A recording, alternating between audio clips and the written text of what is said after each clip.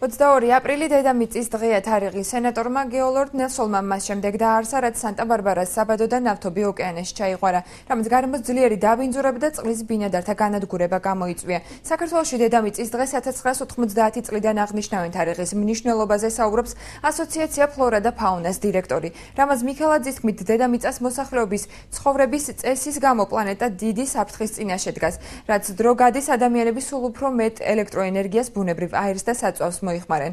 აუცილებელია ბუნებრივი რესურსების რაციონალურად გამოყენების მიმართულებით მოსახლეობის ცნობიერების დონის ამაღლება. თემაზე უბრალოდ თავარ გამოშვებაში ვისაუბრებთ.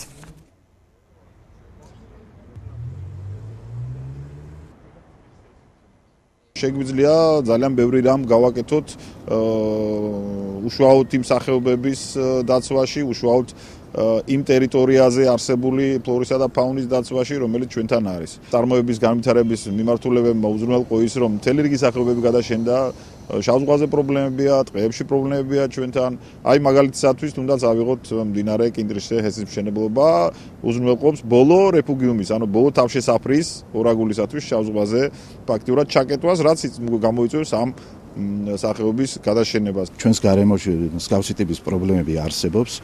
ეს პრობლემები შეიძლება იყოს ყოველდღიურად, აი თქვა საწარმოო ორგანიზაციებში არსებული პრობლემები და დამთავრებული დიდი გლობალური პრობლემები, რომლის შესახებაც საზოგადოებას აქვს გარკვეულწილად ინფორმაციები. ამიტომ საზოგადოების ინფორმირებულობა ამ საკითხში საკმაოდ მნიშვნელოვანია.